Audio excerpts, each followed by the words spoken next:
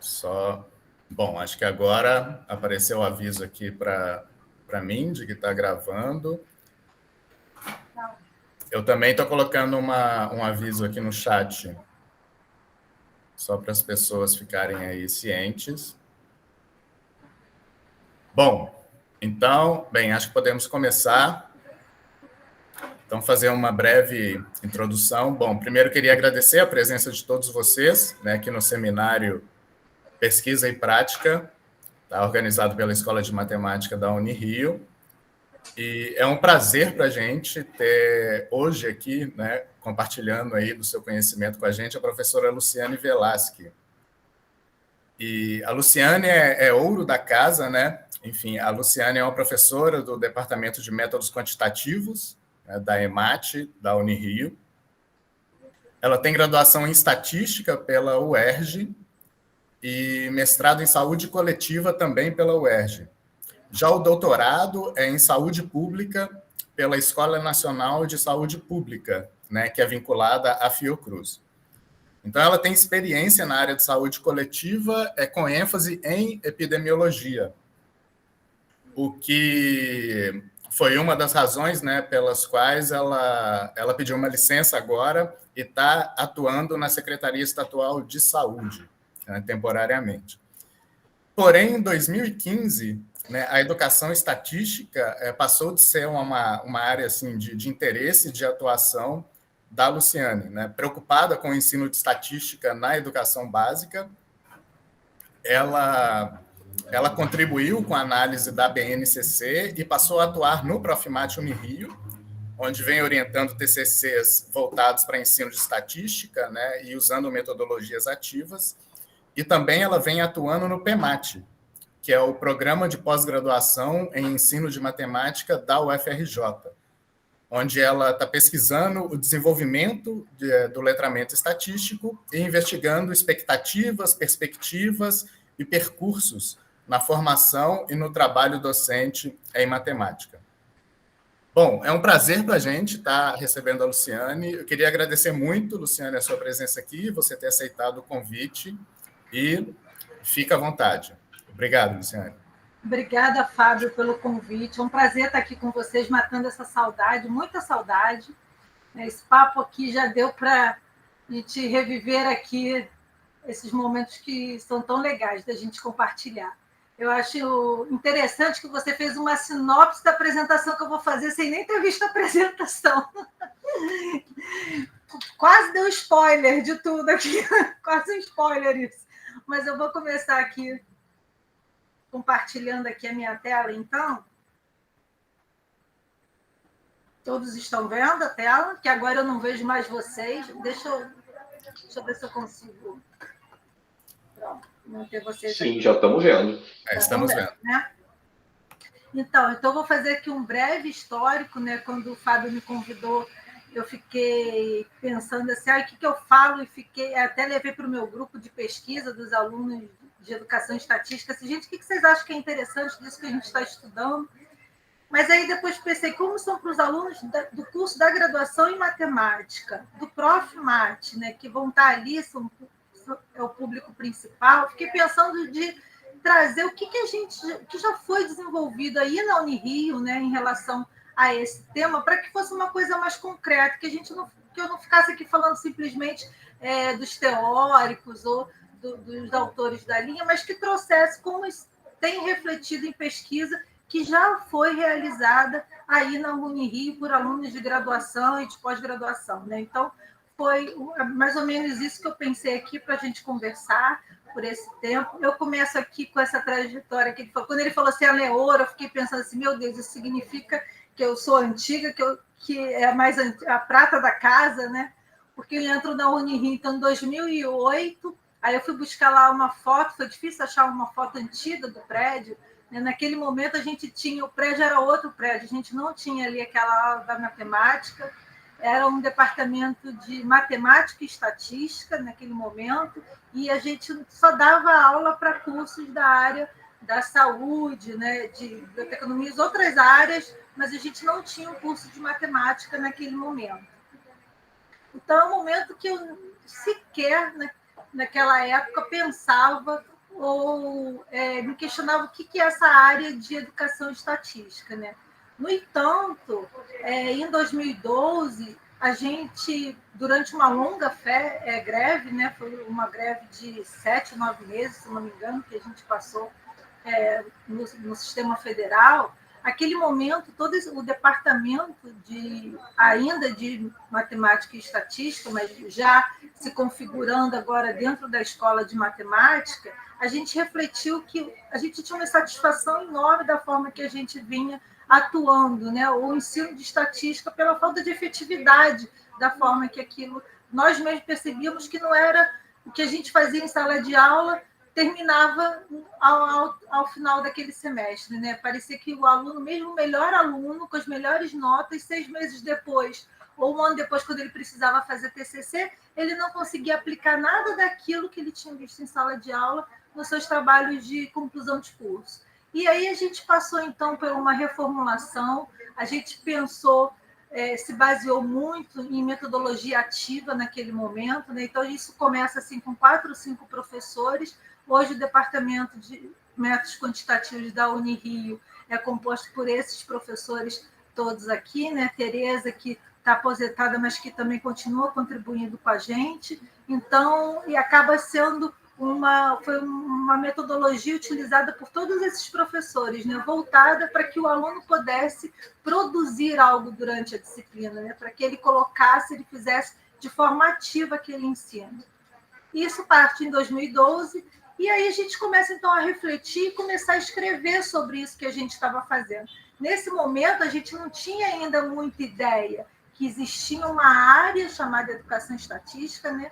Mas aí vem uma proposta da Unirio sediar um importante congresso satélite internacional, que é o IASE, né, de Educação Estatística. Então, é um dos mais importantes eventos dessa área, e naquele momento veio essa pessoa aqui, esse senhorzinho aqui que está aqui no meio entre o Amâncio e o Jutuca, que é praticamente hoje ainda considerado o principal pesquisador da área de educação estatística, né? Só um parênteses, que eu só vou falar isso aqui para vocês, né, que a gente está em casa, que a gente não sabia disso naquele momento, né? A gente só veio ter essa informação posterior, quando a gente, então, começa a conviver nessa área, né? A perceber essa área como uma possível área de atuação.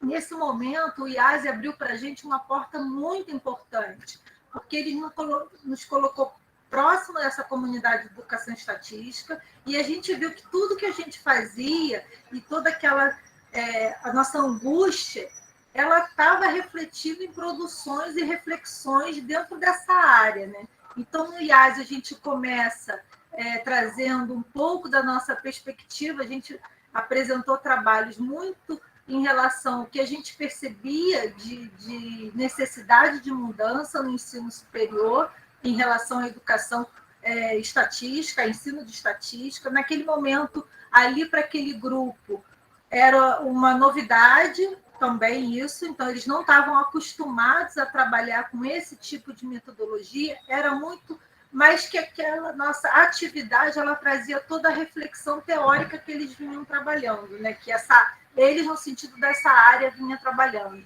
Então, a gente se aproximou da SBEM, da Sociedade de Ensino, né, de Matemática, nesse momento, Sociedade Brasileira de Ensino de Matemática, mas, junto com isso, como o Fábio também comentou, tinha toda uma discussão em 2015 da BNCC, que também, quando ali o grupo da estatística ali do departamento foi convidado a contribuir para essa discussão, isso também nos aproxima da SBM, né, da Sociedade Brasileira de Matemática, então também nos traz um outro potencial, e a gente começa a perceber que existia ali uma lacuna a ser ocupada para a discussão de ensino de estatística aqui no Brasil, que ainda estava muito incipiente e que era feito totalmente dentro de um GT12, né, que é o grupo de trabalho da SBEM, que são basicamente formados por professores de matemática. Então, faltava ali um olhar estatístico para discutir essas questões estatísticas.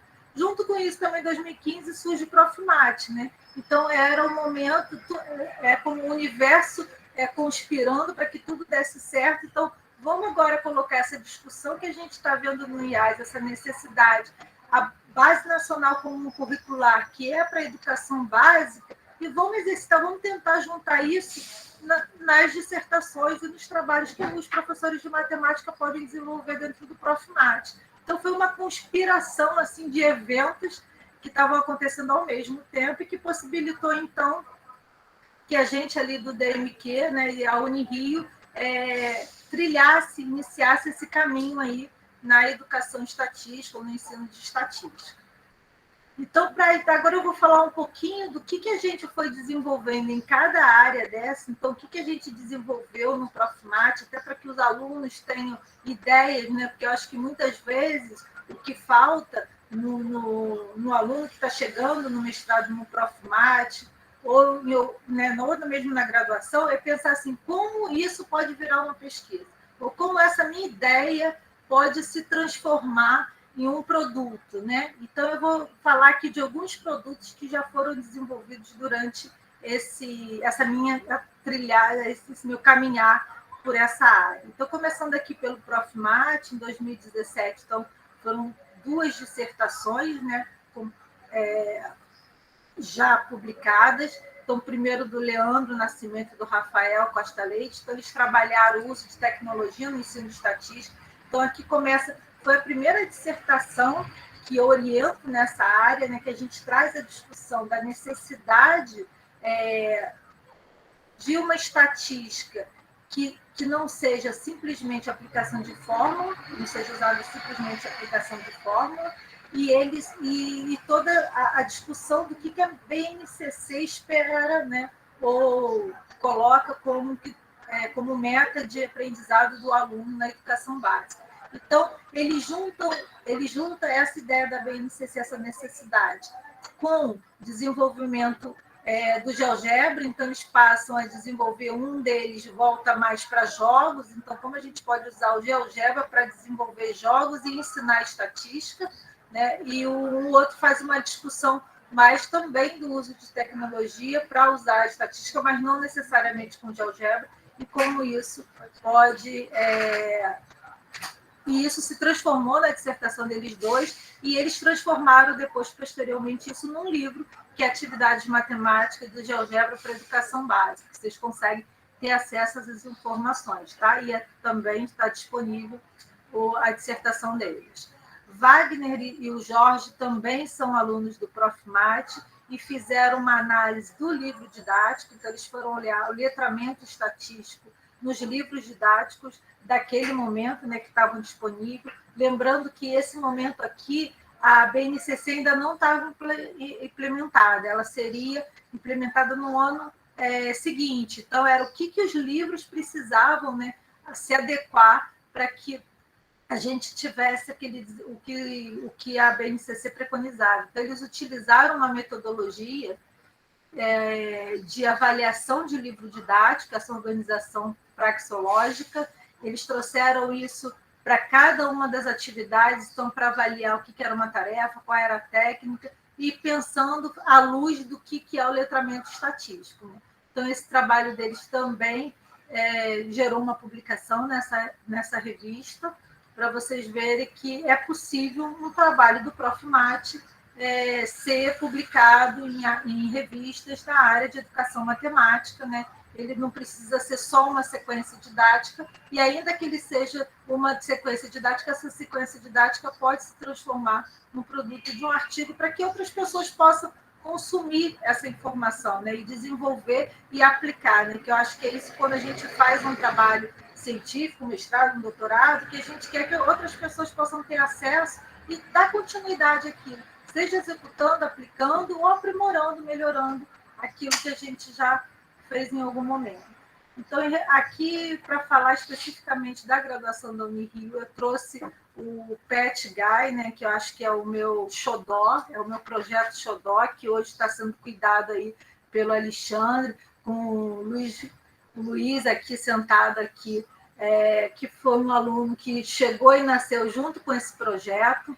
Tem um projeto que a gente se aproximou muito, a gente foi para a escola da educação básica, uma escola ali em Santa Teresa, que atendia alunos das comunidades ao redor, uma escola que era voltada para a atividade física, né, para gerar atletas, ela é um legado olímpico, e aí foi um momento muito emocionante, porque a gente chegou na escola com uma proposta de que a gente quer fazer algum trabalho aqui com vocês, mas que sirva a vocês. Então, o que vocês querem fazer? Então, essa turma fez uma proposta de trabalhar com o uso de álcool, conhecer como estava o consumo de álcool desses alunos dessa escola, principalmente porque eles tinham essa proposta de ser voltado para o esporte, então eles começaram a perceber que eles estavam consumindo muito álcool. Esse momento aqui eram alunos do 7º ano, né? Então eles tinham ali em torno de 13, 14 anos, e aí surgiu essa questão e a gente fez todo um passo a passo metodológico do desenvolvimento de uma pesquisa. Então eu trouxe aqui um pouquinho o desenvolvimento dessa pesquisa. Eles foram um dia para a Unirio para apresentar esse trabalho, então isso daqui é uma semana de integração acadêmica, em que o trabalho foi apresentado por eles, então eles próprios foram lá na frente no auditório explicar qual era o trabalho, o que eles estavam fazendo, quais eram os resultados. Isso foi muito interessante, foi um dia muito importante, eu acho, assim, para isso que a gente queria, que era ver a escola sendo representada, estando ali, já que eram eles que estavam desenvolvendo esse trabalho. Esse trabalho, então, a gente apresentou a eles como deveria ser feito um trabalho científico, a importância de buscar um questionário que já tivesse padronizado, toda essa necessidade. E aí, como resultado disso, a gente teve 2 produtos, né? Um primeiro é o próprio resultado da pesquisa, que gerou uma apresentação num congresso internacional, onde a gente teve o primeiro lugar, que era o consumo de álcool na Escola Municipal do Rio de Janeiro.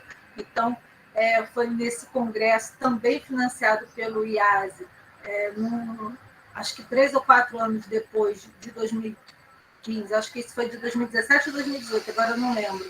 Esse projeto ganhou o prêmio de primeiro lugar, e também a gente transformou a forma de contar essa história, contar esse passo a passo, e o quanto isso reflete naquela teoria de educação estatística, num artigo, né, que é a pesquisa quantiação. A gente chamou de quantiação porque é uma pesquisação, ou seja, aquela pesquisa que, enquanto ela está sendo realizada, ela também modifica, né, o cenário de estudo, modifica as pessoas que estão envolvidas ali. Isso foi um resultado que a gente percebeu muito nos alunos, né? Nas conversas com os alunos, eles dizendo o quanto, depois de passarem por essa pesquisa, o quanto eles reviram a forma de usar álcool, deixaram de achar interessante ou achar legal ir para uma festa e beber, porque eles viram o impacto disso, o quanto isso era importante. Então, a gente faz aqui, com esse artigo, essa reflexão, e a gente mostra como é possível, então, realizar uma pesquisa na educação básica com alunos do 6º ano, no ano letivo, levando em consideração toda essa preparação. Tá? Vamos lá. Também, aí um TCC também da Unirio, que eu orientei agora, que acabou de ser defendido pela Melissa. Aqui a gente já vê estatística de uma outra forma. Aqui a estatística não é mais um objeto de estudo, mas é um método, né? É a forma de análise do estudo. Então, que é uma outra possibilidade quando a gente está falando de ensino de estatística ou da estatística. Então, ela tinha um objetivo de avaliar a evasão dos alunos. Aqui é um estudo que ele se origina, é um estudo concomitante com a Sheila, que logo depois a gente vai falar do estudo mais detalhado da Sheila, que é uma aluna de mestrado do PEMAT da UFRJ, que já defendeu também, e eu acho que a grande novidade desse estudo é que ele partia de uma metodologia mista, onde a gente usou parte da pesquisa foi usando metodologia quantitativa e outra parte uma metodologia qualitativa. A gente combinou essas duas coisas. Então, tinha todo o instrumento de dados para coletar dados quantitativos, e a gente também fez um grupo focal para ouvir um pouco dos alunos da impressão e fazer uma análise desse relato desses alunos. Né? Então, ao final aqui, no trabalho da Melissa, que ela explorou mais essa parte quantitativa, que são os efeitos que levam, quais são os fatores que estão associados à evasão do aluno do curso de matemática. Então, ela identifica que, eu não vou ficar muito tempo nessa tabela, mas ela identifica que que alguns fatores, como cursar o ensino médio em rede pública federal, estava aumentando, então ela faz toda uma discussão do que isso pode significar, a escolaridade dos pais interferindo nessa evasão dos alunos. Então, isso é um resultado muito interessante do TCC da Melissa. Então, indo para o ProfMat, que também é hoje aqui no Rio de Janeiro, é uma pós-graduação em ensino de matemática, que a gente desenvolve a linha de educação estatística, né? Eu não tenho certeza, mas né, em algum momento atrás não existia outra área desenvolvendo esse tema. Aqui no Rio de Janeiro, né, em São Paulo, a gente tem algumas faculdades já de pós-graduação com essa linha, com esse tema, mas aqui no Rio de Janeiro a gente não tinha. Então, essa colaboração com o PEMAT, com essa linha de pesquisa de educação estatística, onde a gente já teve 2 dissertações concluídas, né? A da Sheila, como eu já tinha comentado com vocês, a da Sheila foi a 100ª defesa, e logo depois foi a do Fernando, né? A do Fernando foi logo no iniciozinho da pandemia, a gente chegou a adiar, ele ia defender, acho que na segunda quinzena de março, quando tudo fechou, então a gente chegou a adiar, mas em maio a gente acabou fazendo, foi a primeira defesa assim, nesse formato, à distância. E aí, só para falar aqui um pouquinho do método, o que a Sheila utilizou, a Sheila, então, que já publicou também um artigo que é Permanência na Educação, então ela vem, enquanto a Melissa fala da evasão, a Sheila vem com o olhar de permanecer, aqueles que ficaram. Então, esse estudo qualitativo, os resultados desse grupo focal, ela utilizou uma metodologia de análise de conteúdo, mas utilizando um software, o Iramutec, onde ele tem todo um algoritmo de reagrupar as palavras e criar as categorias para que a gente faça a interpretação daquele texto. Então, isso é interessante porque foi a primeira vez ali nesse programa utilizada essa técnica e essa metodologia para essa análise. Depois, o Fernando, que também é o segundo aluno que eu orientei no mestrado lá no PEMAT, ele faz uma análise de revisão sistemática. Isso é uma metodologia para fazer revisão bibliográfica. Então, como é que eu vou buscar os artigos das áreas que eu estou interessada? Então, assim que o Fernando chegou para a orientação, a primeira coisa que ele perguntou assim, como é que eu vou trabalhar com o quê? Qual é a área? Qual é o tema que eu posso trabalhar? Não sei, vamos ver quais são as lacunas. E aí, para a gente ver quais são as lacunas que ainda existem nessa área, a gente precisa ir para a bibliografia, a gente precisa ir para os artigos. O que está se produzindo sobre essa área? E aí nós apresentamos uma proposta de revisão sistemática que é muito utilizada na área da saúde, e ali ainda era pouquíssimo. Hoje a gente vê um ou outro artigo já usando esse método na área de educação, educação matemática de uma forma geral, mas são muito escassos ainda. E aí tem toda uma metodologia de como você vai buscar e fazer uma pesquisa sobre esses artigos, para que esses artigos, então, possam compor uma análise que vai definir, ao final, vai fechar a sua revisão bibliográfica, e você vai poder dizer, então, qual é a produção daquela área sobre tal tema. Então, é interessante porque hoje todos os alunos, quando chegam no mestrado ou doutorado, falam, o que eu posso estudar? Fala assim, vamos olhar para o trabalho do Fernando e vamos olhar lá o que é de lacuna, e a gente identificou várias lacunas. Então, análise de gráficos, de tabelas, isso é o que mais tem. Então, hoje a gente precisa avançar na produção de ensino de matemática e estatística, nas dissertações, nos artigos, e sair um pouco desse gráfico tabela. Não porque ele já tenha se esgotado tudo, ou que não se precise mais falar sobre isso. Ainda se precisa falar, porque a gente ainda vê que tem muito problema em relação a isso. Mas já tem muita coisa produzida. A gente precisa agora já utilizar essa produção e não ficar gerando mais produto e mais do mesmo. Então, aqui são hoje os mestrandos do ProfMat. O Pedro, ele está terminando agora, semana que vem ele qualifica a dissertação dele, ele está vendo níveis de leitura, complexidade semiótica e adequação didática no livro aberto de matemática, naquela proposta do livro aberto de matemática, que é o Unirio, fez grande contribuição nesse livro, né, junto com a SBN. Então, ele está avaliando especificamente os capítulos de estatística desse livro, fazendo uma avaliação dessas questões em relação ao letramento estatístico e essa complexidade semiótica. O Jonatas é um aluno novo que entrou esse ano, vai trabalhar na dissertação dele o uso do software R, né? A gente vê pouquíssimo explorado o software R na educação básica, ele vai trazer isso e pensar isso para o ensino específico de probabilidade. Então, como o software R pode ajudar no ensino de probabilidade.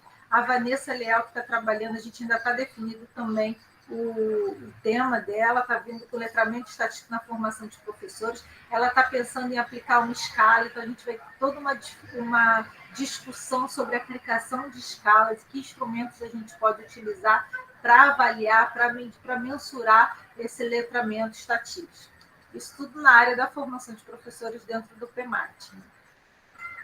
Do doutorado, que a gente já tem um aluno que defendeu o doutorado, que é o Eduardo. O Eduardo é um físico, então ele estava na área de física do PEMAT, e ele tinha ali, o trabalho dele era atitudes, crianças e mindset, então ele aplicava uma intervenção. Então, aqui é um exemplo também onde a estatística entra como método de análise, né? E não como tema em si, mas passa a ser uma análise também, e ele mostra ali, então, que a intervenção dele, o quanto está produzindo de resultado aquela intervenção comparado com um grupo que não sofreu a intervenção, né? Então, essa tese também foi defendida no início do ano. E a gente tem, nesse momento, como doutorandos, a Maria Helena, que está trabalhando, que vai trabalhar com a formação de professores também. A gente quer trabalhar especificamente ali a inferência, não que a gente chama de inferência estatística, mas a não formal, ou seja, como eu posso dar a ideia já de inferência, trabalhar a inferência na educação básica com o aluno. Então, por isso que a gente chama de inferência não formal, porque a gente não está propondo uma inferência que a gente vai provar em um teorema, mas que a gente pode induzir o pensamento, o que está por trás desse pensamento de inferência. A Viviane também vai trabalhar com inferência, mas pensando no desenvolvimento de material didático, com esse foco ontosemiótico, que é uma metodologia, um modelo proposto pelo Grupo de Granada de como analisar na realidade, eles propõem como analisar questões, e a Viviane vai propor, então, um material que já tenha sido refletido as questões por esse olhar desse enfoque ontosemiótico. A Heloísa também está começando agora o doutorado, está pensando na configuração do letramento estatístico nas práticas docentes. Então, esses 3 trabalhos de doutorado agora que a gente está iniciando, a Maria Helena está um pouco já no 2º ano, e as outras 2 estão entrando agora. A gente está pensando como fazer e trabalhar essa questão e dando esse passo a mais, saindo um pouco dos gráficos e da tabela e dando um passo para a inferência. Como é que eu vou trabalhar a inferência? Porque a BNCC ela passa por algumas partes de inferência na educação básica, e o professor de matemática muitas vezes sai sem essa proficiência, né, durante a sua formação. Então, a gente vai olhar especificamente para isso.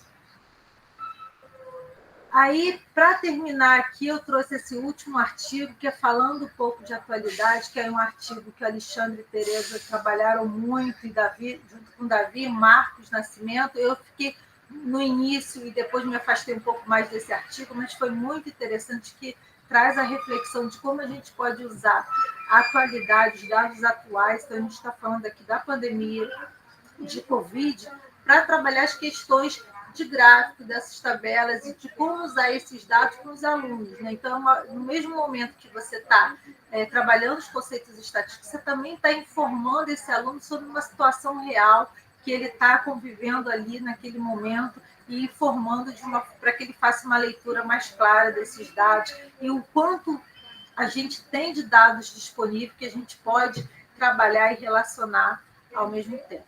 Então, acho que foi isso que eu preparei aqui para vocês, e aí a gente pode agora parar um pouquinho e conversar, fazer essa troca. Vou parar aqui meu compartilhamento, vou trazer vocês para cá. Bem, muito obrigado, Luciane.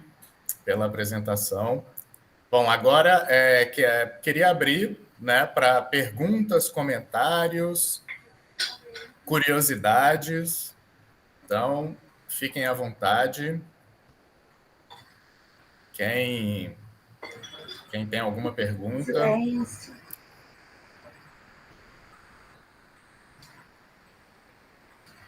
O pessoal ainda está... Tão tímidos. Gladson tem uma pergunta. Gladson, você tem que ter perguntas na manga, gente. É assim. Não, então, primeiro agradecer a Lu pela apresentação, muito boa, muito legal. Faz um memorial, assim, muito bacana, muito legal mesmo. E assim, Lu, como é que está essa coisa de organização em termos de grupo de pesquisa na Unirio, no PEMAT? Vocês fizeram, está cadastrada coisa de letramento de estatística na Unirio, assim, tá mais organizado, assim, tá mais informal ou tá mais formal? Queria saber disso. Assim. Na realidade, isso era até uma pergunta para saber se o quanto isso andou na Unirio, porque eu te devolvo saber. Porque eu acho que isso é muito importante. Hoje eu estou como professora pesquisadora externa no PEMAT. Então, hoje está lá no PEMAT o meu nome, o aluno consegue se inscrever para que eu oriente, mas eu sou uma orientadora externa, né? Como é que é o nome? Eu esqueci agora o termo. Acho que é colaboradora, né? Não, mas não é professora externa, alguma coisa assim. Então, eu tenho direito a voto, eu tenho que estar nas reuniões, ou seja, eu sou parte do programa, mas então está oficializado lá. A ideia que a gente tinha, né, que a gente estava discutindo lá naquele passado, é que a gente pudesse trazer e fazer esse mestrado em 2 instituições, né? Aproveitando até a formação da Aline, do Diego, agora, Bruna, para lançar essa linha, né, de história e matemática. Então, também já tinha eu, Alexandre, Tereza, e quem agora o grupo que está maior, quem tivesse interesse de se associar. Então, a gente faria essas 2 linhas, né? A gente tem pessoas hoje para fazer esse mestrado em 2 locais, né? E a gente precisava exatamente ir lá e conversar com a pós-graduação aí da Unirio, para saber como é que a gente faz. É como se não vai ser em rede como o Profmat, porque são só 2 instituições, mas existe isso, um mestrado compartilhado por 2 instituições, e a Unirio já tem essa experiência, né? Tem um mestrado, acho que da museologia, é assim, se eu não me engano. Legal. Então, acho que isso é uma coisa que a gente precisa avançar, ó. Sim.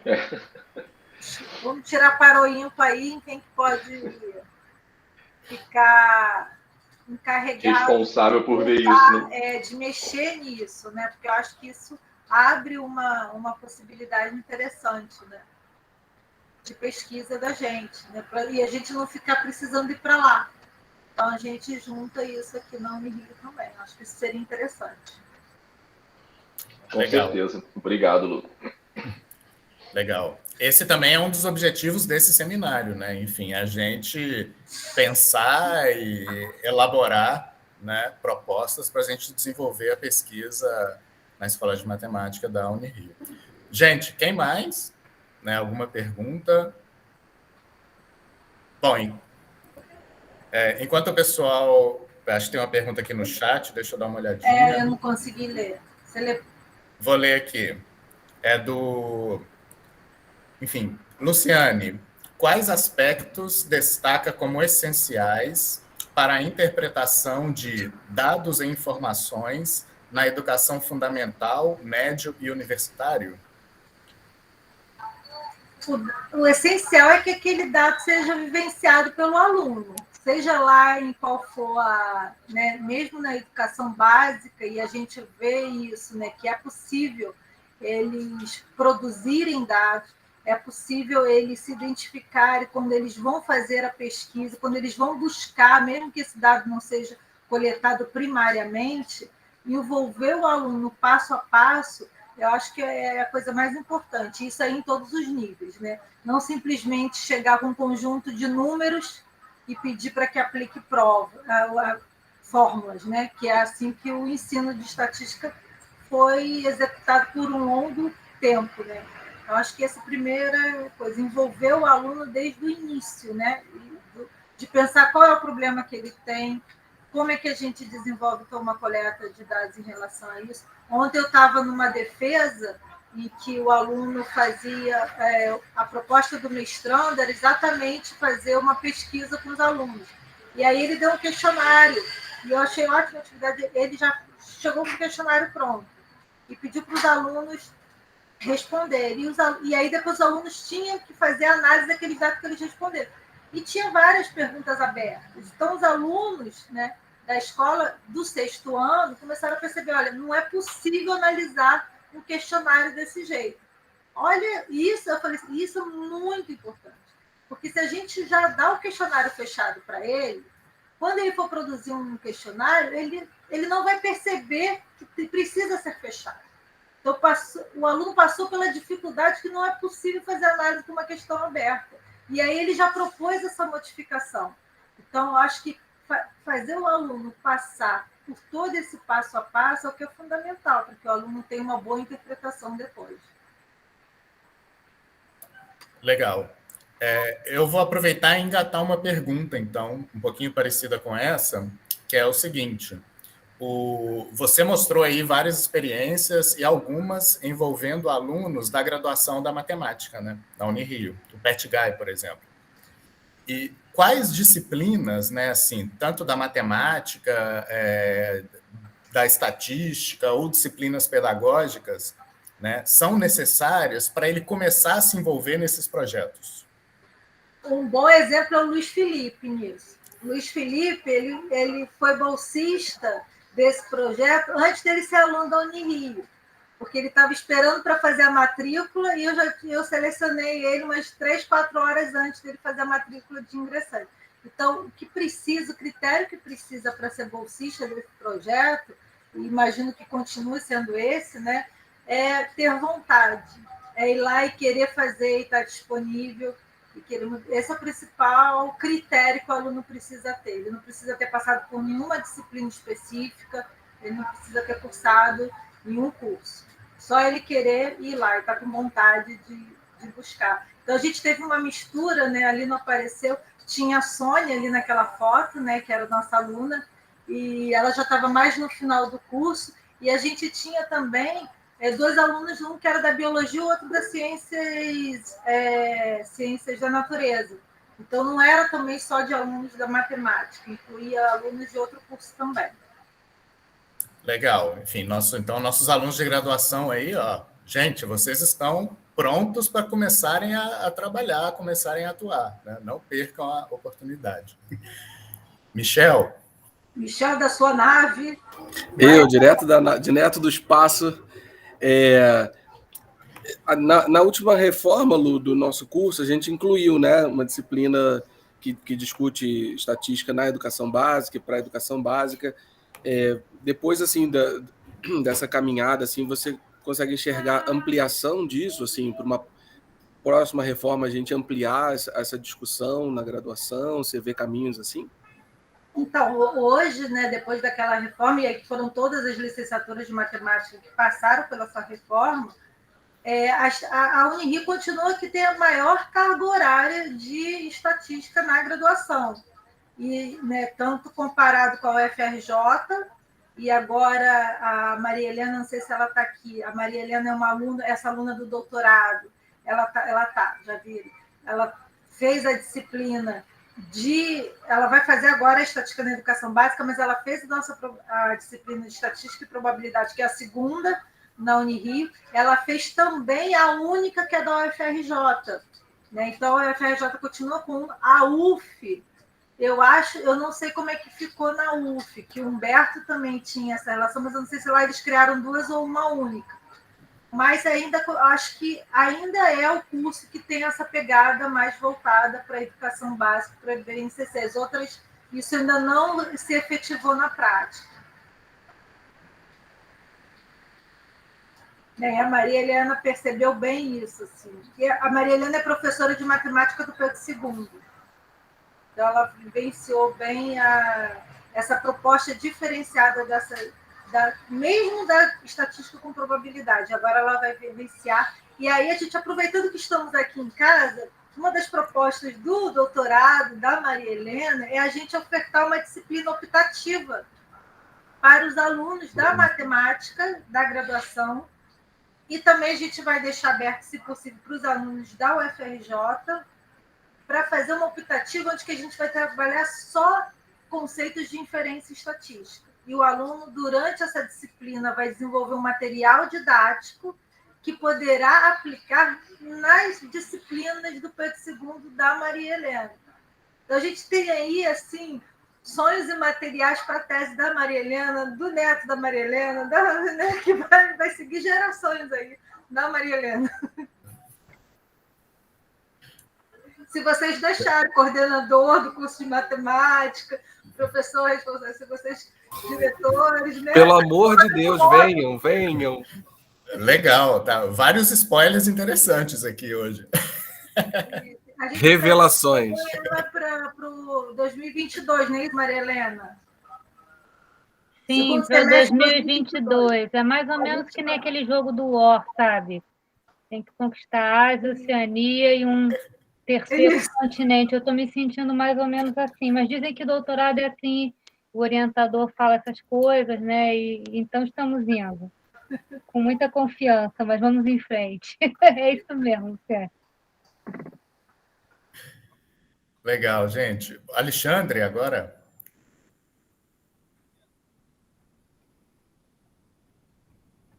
Está sem áudio, Alexandre. A gente não está te ouvindo.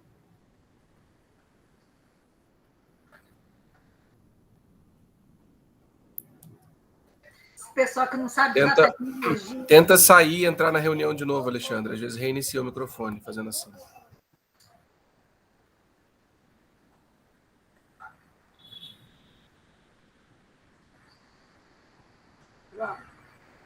Vai estar por aqui. Vocês me ouvem por aqui? Sim. Agora sim. Não, só comentar que a Maria Helena fez a disciplina de estatística e probabilidade, e agora ela está dividindo a disciplina de estatística para educação básica comigo. E a última aula dela foi sobre BNCC e os alunos adoraram. Foi uma excelente aula. E é muito bom ter a Maria Helena no grupo e dividindo a disciplina também. Muito bom. E é uma coisa que a gente sempre pensou, né? E aí, se tiver algum aluno interessado do Profmat, né, em participar dessas disciplinas e colaborar, né? Porque é sempre muito interessante essa visão do professor que está lá na educação básica, né, ele ajudar a gente a pensar melhor nessas estratégias, para a gente não ficar aqui só viajando, fazendo coisas que é impossível, né? Então, é fundamental essa parceria, essa dobradinha, é muito importante. Sim. A gente tem uma pergunta aqui também da Gisela. A Gisela está perguntando aqui no chat, além do R, você usa alguma outra tecnologia nas suas pesquisas? Eu, especificamente, só uso R, mas os alunos podem, se eles souberem outra, então a primeira dissertação do Profmat foi em GeoGebra, que era onde os alunos se sentiam mais confortáveis. Então, não tem necessariamente que ser no R, só que eu não vou conseguir ajudar muito. Se for no R, eu ainda ofereço alguma ajuda, mas se o aluno topar outra coisa, quiser outra coisa e tiver como evoluir sozinho, não tem problema nenhum. Tá. Bom, tem uma outra pergunta aqui no chat, uma pergunta do José Railton. O doutorado é ofertado na Unirio ou na UFRJ? Bom, você pode responder. Ou eu também. Mas... ele é por enquanto, na UFRJ. Né? Por enquanto, o PMAT é um programa só da UFRJ. Isso que a gente falou logo no início ali com o Gladys, que foi a pergunta do Gladys, é que a gente já vem há algum tempo, né? A gente vinha nessa discussão ali em 2018, 2019, tentando que esse programa passasse a ser um programa de duas universidades, da Unirio e da UFRJ, né? Que ele fosse um DINTER, não sei se chama DINTER, das duas, que é um programa interinstitucional. Essa era a ideia. Assim como o Profmat é um programa em rede, que são várias instituições, esse seria o de duas instituições. Muito bem. Alexandre, parece que o Alexandre tem mais uma pergunta. Só comentar mais uma coisa que eu esqueci. O projeto PET continua ativo, a gente está agora com atividades online e o Luiz Felipe continua no projeto, mas eu tenho uma certa dificuldade em conseguir alunos da matemática. Então, tem muitos alunos de outros cursos e eu estou, inclusive, com uma vaga de bolsa agora. Então, os alunos da matemática que tiverem interesse, pode me mandar e-mail, tá? Aí, ó, alunos da matemática, tá? Ó, oportunidades aparecendo, aproveitem. E, Alexandre, queria até aproveitar, né, perguntar, alunos do Profimate também podem participar? Pode participar, a gente não tem a bolsa, a gente tem uma bolsa de extensão, né, do PET para aluno de graduação, mas quem quiser colaborar é muito bem-vindo. Legal. Gente, alguém tem mais alguma pergunta? Bom, eu vou aproveitar e fazer mais uma, então, Luciane, que é o seguinte, né? Você comentou, né, que a pesquisa no ensino de estatística é bem recente, e, na verdade, acho que agora, com essa reforma, né, pela qual passou a BNCC, é que foi incorporado um maior conteúdo de estatística, enfim, aos currículos da escola básica. Né? Como que está isso junto às secretarias de ensino? Né? Então, por exemplo, a prefeitura, me parece que ela tem já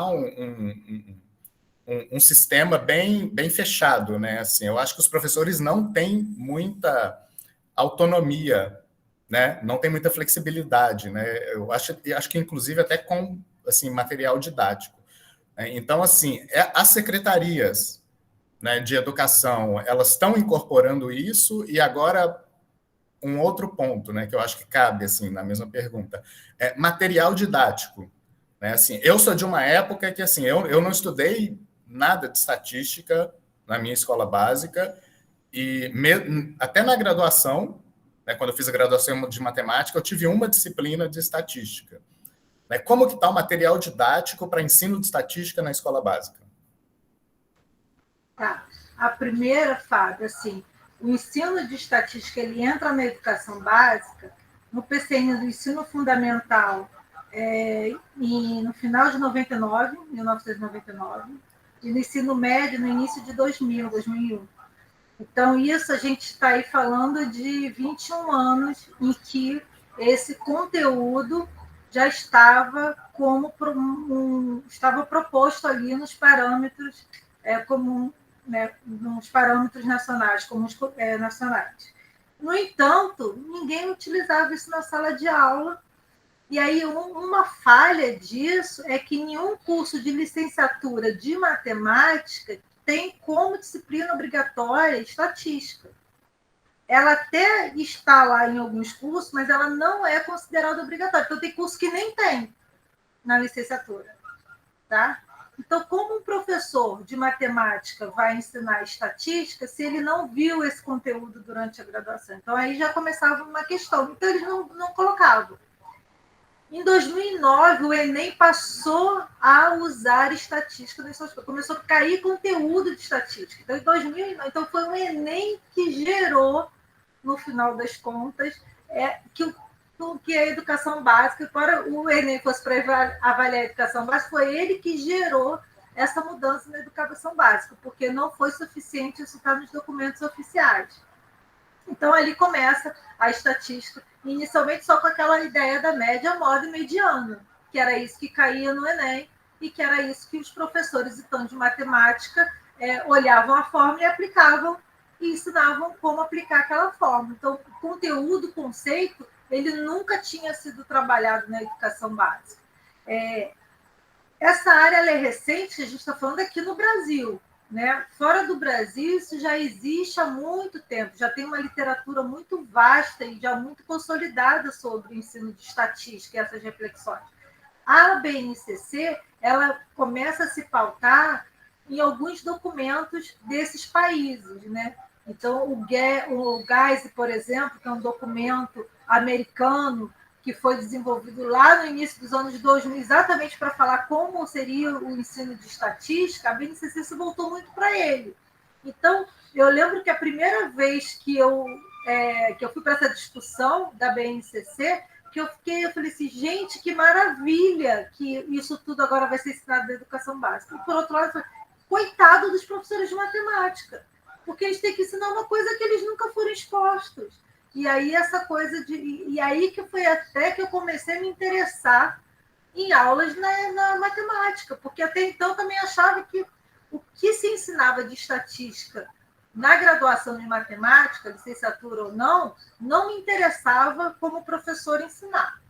Então eu também não queria falar, eu não tenho interesse nessa forma de ensino. E aí depois eu vi assim, não, se vai cobrar coisas na educação básica, que é preciso que alguém aqui da estatística passe essa forma de pensar. Então, eu acho que a modificação que a gente fez no nosso curso, e aí também são poucos as outras universidades que têm esse corpo de professores pensando em educação estatística, acho que por isso que a gente realmente tem que falar com orgulho. A gente tem um diferencial no nosso curso de licenciatura, entendeu? As outras universidades não têm isso, não tem um grupo pensando, e aí não sou só eu, Luciane, não, um grupo pensando nisso, né? Pessoas que continuam. Então, por isso que eu saí e nada mudou. As coisas continuam sendo pensadas aí e evoluindo nesse nível. Acho que a gente tem que cultivar isso, que é muito importante. Então, aí, hoje em dia, por causa da BNCC, todos os livros didáticos, eles estão refletindo aquele conteúdo ali. O problema é a forma que aquilo é passado de novo. E aí, por isso que a gente precisa de atividades como essa, como a gente está fazendo no doutorado da Maria Helena, como estava falando ontem nessa outra banca, que ajude o professor a pensar a atividade, a sequência que ele pode desenvolver aquilo. Mas hoje os livros didáticos, eles refletem já a BNCC, que vem com esse conteúdo um pouco mais avançado, mas o professor ainda está muito despreparado, né?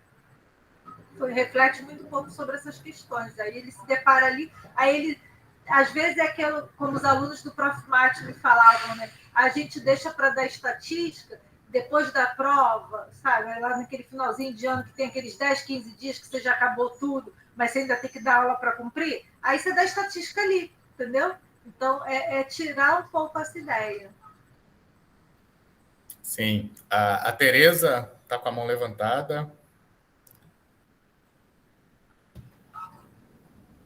Oi, eu vou aqui saudar essa palestra da Lu, muito legal ver você aqui na Unirio, e muito legal ver a evolução, né? Ver o Fernando ter terminado, ou seja, não acompanhei esses 2 anos da sua trajetória como orientadora, ver que o Pedro está fazendo qualificação, que o Fernando terminou, que a Xirra terminou, ou seja, a sua história está marcada já na educação estatística da educação básica. Então, parabéns aí pela tua fala.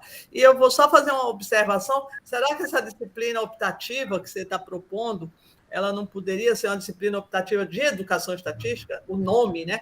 E aí, a primeira vez vai para o lado da inferência, a outra vez vai para o outro lado, porque ela fica mais geral, e ser uma disciplina criada de educação estatística, porque isso vai, eu acho que, gerar mais pessoas preocupadas com essa área. Só isso, parabéns para a escola também. Muito prazer, professora Tereza, não conhecia esse visual da professora Tereza, isso é novo para mim, conheço a pessoa aí, não. Esses 2 anos... Você vê como as pessoas envelhecem em 2 anos, né? Tereza ficou estilosa, tá estilosa. Oi, Fernanda. Que bom te ver. Olá. Ô, Lu, esse meio tempo da pandemia e tal, eu acabei me debruçando muito em pesquisar sobre divulgação científica, já que a gente passou por toda essa situação do Covid e tal, e a estatística está intrínseco a toda a discussão, e eu tenho uma questão para ti. Como você acha, qual a sua análise sobre a forma que os estudos foram abordados nos principais veículos de comunicação? Os estudos que você diz de divulgação científica? Isso, sobre o Covid, nos jornais, toda a discussão de gráficos, média móvel, enfim. Aí vai ser, cada caso vai ser um caso, né? A gente teria que ver. Mas acho que, de uma forma geral, essa pandemia trouxe uma discussão muito importante, uma valorização muito importante para o método científico, que não estava nem sendo muito discutido, mais falado. Então, acho que isso também é importante a gente pontuar. É claro que aí a gente vai ter que olhar o fato de usar a média móvel, não usar ou a data de divulgação, ou a data do evento, tudo isso é uma discussão que era importantíssima a gente trazer para a sala de aula, porque não tem certo ou errado. Tem a forma de você estar olhando sobre aquele dado. Então, é que nem o aluno, quando ele fala assim, eu não posso usar aqui a média porque a média está errada, tem que usar a mediana. A média não está errada. A média está certa, você calculou e ela está certa. Só que o significado que você vai dar para aquilo, o que você vai fazer com essa informação, que pode ser induzir a pessoa a um erro. Porque ela vai estar achando uma coisa e não é aquilo, mas ela não está errada, a média. Então, é um pouco dessa forma da gente aprender a interpretar dados. E aí, toda a discussão que a gente já fazia na pandemia, ela amplificou. O número absoluto pelo número relativo, o impacto disso na hora que eu vou dar a informação. Então, e aí eu brincava antes, que eu sempre falava isso, e agora mais ainda, toda vez que você só dá o absoluto ou você só dá o relativo, você está dando a informação incompleta. E você aí vai poder levar a pessoa para um lado ou para o outro que você queira. Então, você tem que dar os dois.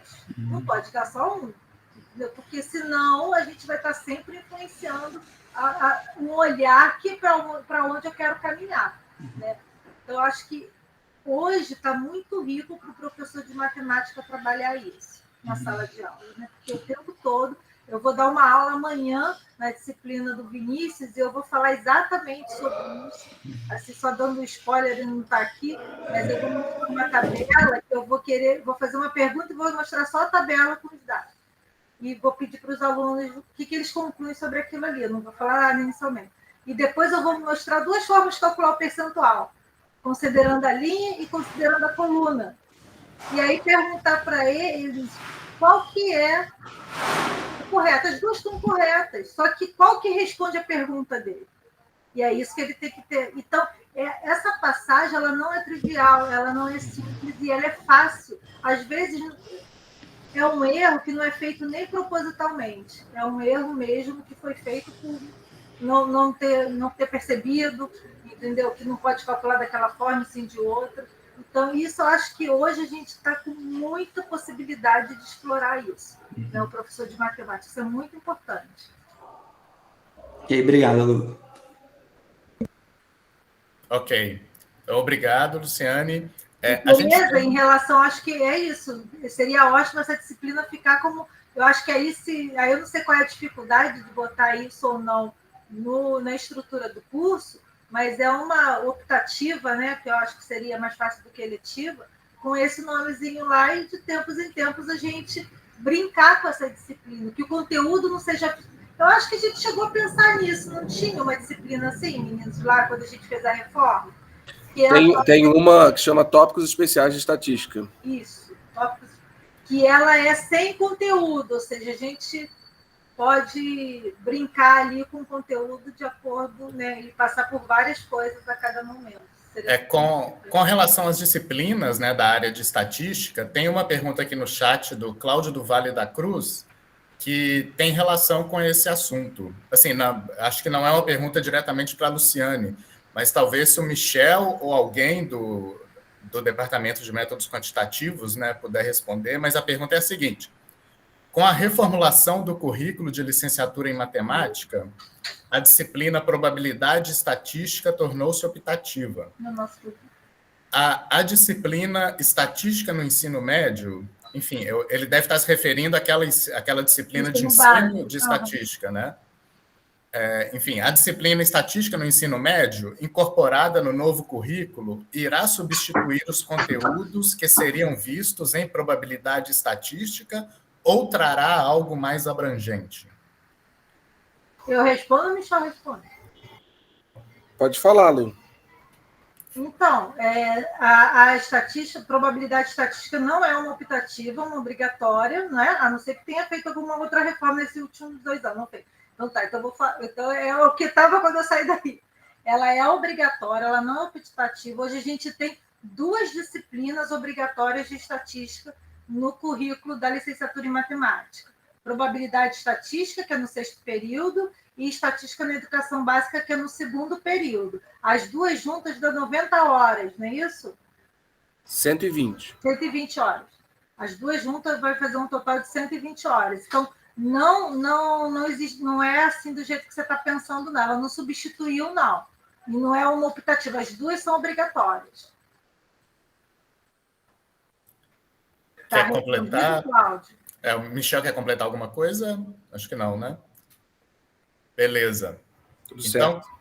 Então, Cláudio, eu acho que está respondida a sua dúvida e, enfim, tem disciplina nova que está aparecendo por aí, né? Fique atento, logo, logo vai ter uma nova disciplina aparecendo. Bom, mais alguém tem alguma pergunta, algum comentário? Bem, então a gente gostaria de agradecer a Luciane. Então, eu acho que, bom, quem puder, né, a gente pode agradecer abrindo os microfones e dando uma salva de palmas. Faz assim, né?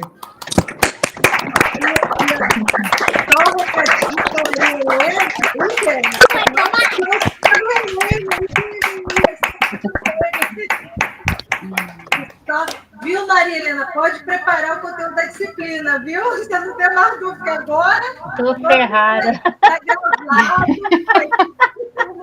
Senhora. Você viu como é do seu doutorado, sim? Perfeitamente. Está até gravado. Está gravado. Muito obrigada, só tenho a agradecer. Muito obrigada. Estamos de braços abertos.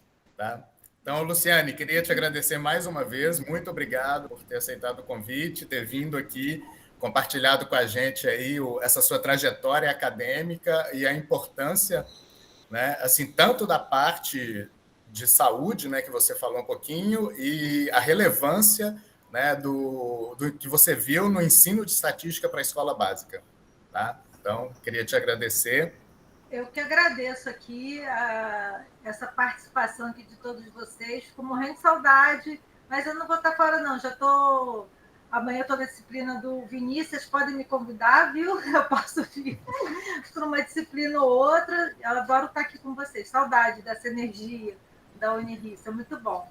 E obrigada aí aos alunos que vieram e que próximos já vão pensando. Fernando ter compartilhado isso aqui com a gente também, muito bom. A Sheila eu vi que tinha entrado também, muito bom. Sheila lá do Peru, né, participando também, muito bom, viu? Obrigada aí pela oportunidade, Fábio. Se precisar de alguma coisa, vocês sabem onde me encontrar. Sim, pode deixar. E eu queria até aproveitar, né, e já falar assim, o próximo seminário, tá, vai ser da professora Maureen Porciúncula, da Universidade Federal do Rio Grande. Então vai continuar no tema, hein? Vai continuar no tema, tá? Então, todo mundo que está aí, né, que é assim, afeito à estatística, a métodos quantitativos, ao ensino de estatística na escola básica. Então, no dia 9 de dezembro, tá? Aqui no mesmo bate-horário, às 16h30, a gente vai ter o seminário Metodologia de Pesquisa em Educação Estatística. Como elaborar um artigo científico? Legal. Tá? Então, da professora Maureen Porciúncula, lá da Universidade Federal do Rio Grande.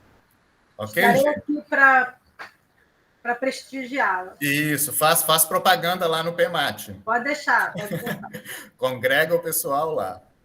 Ok? Gente, queria agradecer a presença de todo mundo, tá? Falar que esses seminários, né, assim, o primeiro seminário da Cidara, esse seminário da Luciane, eles estão sendo gravados e vão ser disponibilizados no site da Escola de Matemática, né? Então, o site é matematica.uniriotech.br, ok? Então, divulguem para os seus alunos. Quem perdeu o seminário, não pôde estar aqui, pode acessar e assistir a gravação por lá. O pessoal que precisa, né, os alunos que têm interesse no certificado, eu coloquei a lista de presença aí, né, para coletar os nomes de vocês. Os certificados vão ser disponibilizados também lá no site da Escola de Matemática, tá? Eu acredito que até o fim da semana que vem já estarão prontos e vão ser disponibilizados por lá. E eu vou informar vocês por e-mail, tá? Gente, eu queria agradecer muito a presença de todos, agradecer o comitê científico dessa temporada, tá? Do seminário Pesquisa e Prática. Então, Alexandre Silva, Cecília Saraiva e o Diego Matos, que são o comitê científico. Muito obrigado ao apoio de vocês. A organização do seminário é pela direção da Escola de Matemática e os coordenadores de curso, ok? Assim, dos cursos, né, da Escola de Matemática. E foi um prazer imenso estar aqui com vocês. E, Luciane, foi muito bom te ouvir matar a saudade. Tá ótimo. Para mim também, foi um prazer. Beijo. Obrigado, gente. Tchau, até a próxima. Até dia 9. Até dia 9. Tchau, tchau.